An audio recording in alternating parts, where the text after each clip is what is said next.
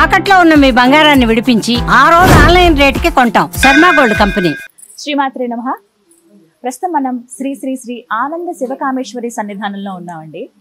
శ్రావణ మాసం సందర్భంగా విశేష కార్యక్రమాలు, పూజలు అయితే జరుగుతున్నాయి. వీటికి సంబంధించి ఒక వీడియో కూడా నేను మీకు అందించాను, చూడండి.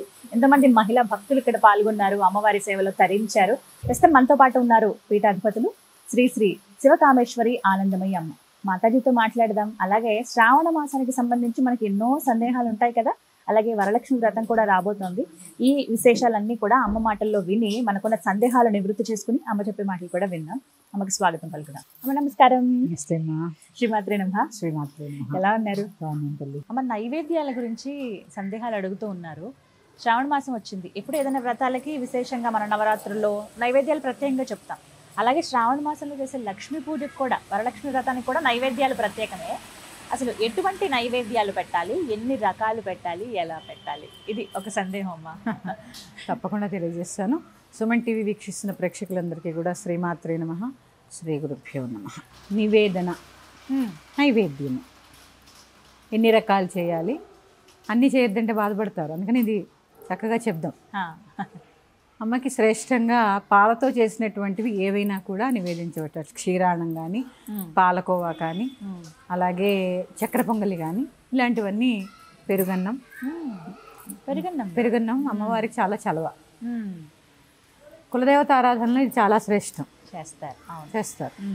ఇక్కడ దద్దోజనం అని పేరు పెట్టచ్చు, ఎందుకంటే అక్కడ చేసే పెరుగన్నం వేరు, ఇక్కడ దద్దోజనము కొద్దిగా ప్రత్యేకం. అలాగే బూరెలు, పూర్ణాలు అని ఒక ప్రాంతంలో ఉంటారు, బూరెలు అని ఒక ప్రాంతంలో ఉంటారు, అలాగే బొబ్బట్లు అని ఒక ప్రాంతంలో ఉంటారు, భక్ష్యాలు అని ఒక ప్రాంతంలో ఉంటారు. ఇలా రకరకాల పేర్లు ఒకదానికి చాలా ఉన్నాయిగా. పులిహోర, నిమ్మకాయ పులిహోర నేను దాన్ని ఏమంటారు చెప్పనమ్మా, ఎందుకంటే చింతపండుతో చేసిన దాన్నే పులిహోర అంటారు. అదే నివేదనకి శ్రేష్టం. నిమ్మకాయ పులిహోర, చింతపండుతో చేసిన పులిహోర, అలాగే దద్దోజనము, పులగన్నం తెలుసు కదా, పెసరపప్పు, జీలకర్ర, చిటికెడు ఉప్పు, చిటికెడు పసుపు బియ్యంలో వేసి ఉడకబెట్టిన దాన్ని ఉద్గోదరము లేదా పులగము అంటారు. ఇది అమ్మవారికి చాలా ప్రీతిపాత్రమైంది. ప్రతిరోజు కూడా నివేదన చేయవచ్చు. ఈ కూర లేదు, ఆ పప్పు లేదు, ఈ పులుసు లేదు, ఇది లేకుండా ప్రతిరోజు పులగాన్న ఉండి బెల్లం ముక్క వేసి, నెయ్యి వేసి, కొద్దిగా పెరుగు వేసి నివేదన చేస్తే చాలా శ్రేష్టం అమ్మ. చాలా ఇష్టమైనది కూడా ఆవిడకి. అలాగే శక్తి ఉంటే పాలకోవా చేయొచ్చు, లేదా కొని, ఎందుకు ఏది తెచ్చినా మనం దాన్ని ఏం చేస్తాం, గాయత్రి మంత్రంతో ప్రోక్షణ చేస్తాం కాబట్టి శుద్ధే. అలా అని అన్నీ మరి బయట కొనకండి. ఈ క్రమంలో అలసిపోకండి. పూరీలు చేస్తారు కొంతమంది, తీపి పూరీలు చేస్తారు, పాకం గారెలు చేస్తారు. అంటే గారెలు అంటే మా చిన్నప్పుడు చెప్పేది పితృకార్యాలప్పుడు చేస్తారు అని, నివేదన చేయరు అని అంటున్నారు. కానీ ఇప్పుడు అందరూ చేస్తున్నారు, పెరుగుబడి చేస్తున్నారు, గారెలు చేస్తున్నారు, ఇట్లా రకరకాల నివేదనలు. అమ్మవారికి ఇష్టమైన చెరుకు ముక్కలు, అప్పాలు, ఇవన్నీ నివేదనలే అమ్మా. బోళ్ళు, గవ్వలు అప్పటికప్పుడు అమ్మవారికి కొన్ని చేసి పెడుతూ ఉంటారు కొన్ని ప్రాంతాల్లో. ఇలా చాలా నివేదనలు ఉన్నాయి. అలసిపోకుండా, సొలసిపోకుండా, పూజకి ఎటువంటి అంతరాయం రాకుండా, ఎందుకంటే ఈ దేహం ఉన్నంత వరకే ఏదైనా చేయగలం కదా, దేహం లేకపోతే ఏం చేయలేం. అలాగే శరీరంలో శక్తి ఉన్నంతసేపే ఆవిడ నర్చించుకోగలం. నీరసం వస్తే ఒక శ్లోకం కూడా చదవలేం. అలాగే చాదస్తంగా కనీసం పాలు కూడా పుచ్చుకోకుండా, ఈ విషయంగా ఇంకో మాట చెప్తున్నాను, ఉపవాసాలు ఏంటమ్మా, పండగ పూట హాయిగా వండుకున్నవి తినక, అంతే కదా, అంతే మరి. చక్కగా వరలక్ష్మి వ్రతం చేసుకున్నారమ్మా, అన్నీ వండి అమ్మకి నివేదన చేశారు, అది ప్రసాదం అయింది. ఆ ప్రసాదం పుచ్చుకుంటే ఎంత శక్తి వస్తుంది, అది ప్రసాదం అయింది కదా. ఆవిడకి పెట్టేసి నువ్వు తిన్నావా అమ్మ అని ఎవరినైనా అడిగావు అనుకోండి, ఈరోజు శుక్రవారం అండి, నేను ఉపవాసం. అవును, శుక్రవారం చాలా మంది తినరమ్మా రోజు. మరి ఇంకేంటమ్మా, ప్రసాదం తినకపోవడం ఎంత పాపం.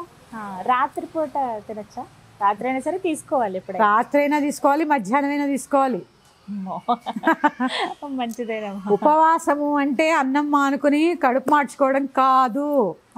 ఉపవాసము, వాసము అంటే నివసించడము, ఉప అంటే దగ్గర, దగ్గరగా నివసించేదాన్నే ఉపవాసము అంటారు. ఎవరికి దగ్గరగా? అనుక్షణం భగవన్నామంతో అమైకం అవడాన్ని ఉపవాసం అంటారు.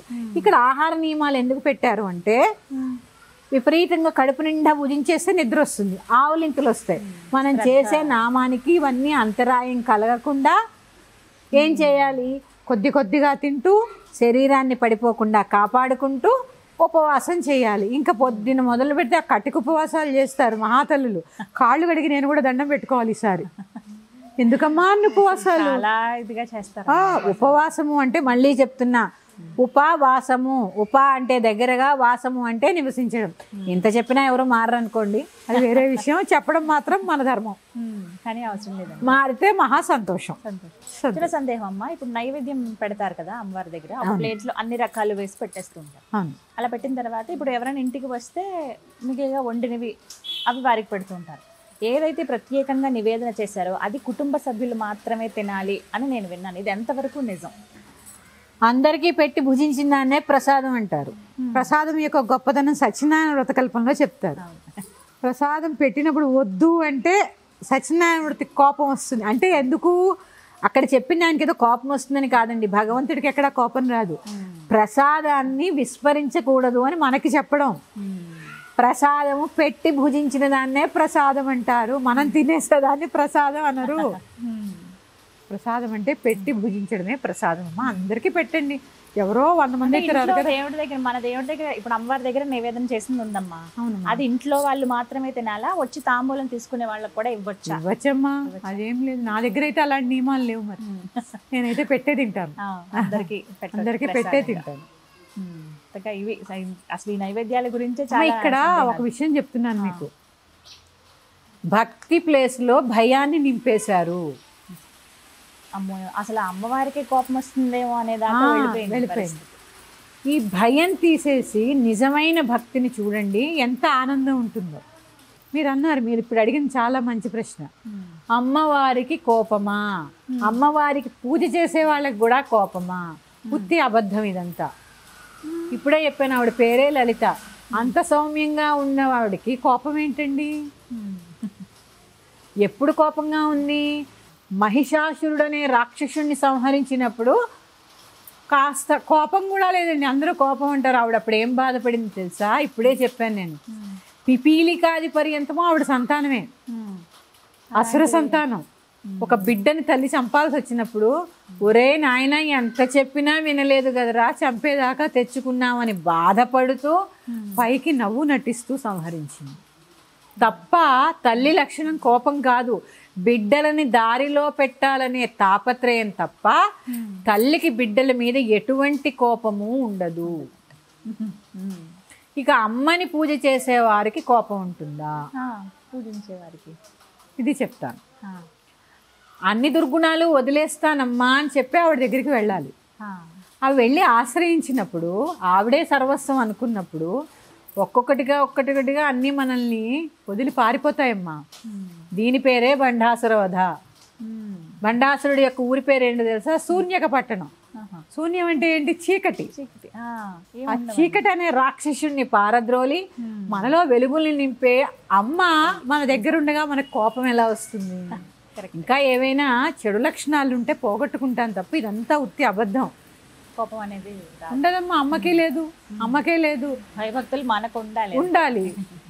మనకి ఉన్నా ఆవిడ దగ్గర, ఆవిడని ఆశ్రయిస్తే వెళ్ళిపోతాయి. ఎందుకంటే చూడండి, ఆవిడ చూడండి ఎలా ఉంది, శిష్యుడు మందహాసంతో ఉంది. ఇది కదా విగ్రహారాధనలో నేర్చుకోవాల్సింది మనం. విగ్రహారాధన ఇప్పుడు చాలా చాలా కరెక్ట్ టాపిక్లోకి వచ్చాం. అసలు విగ్రహారాధన ఎందుకు? ఇప్పటిదాకా ఆవిడికి పూజలు చేసాం, హారతులు ఇచ్చాం, భోజనం చేసాం, ఇక్కడ రకరకాల కార్యక్రమాలు చేసాం.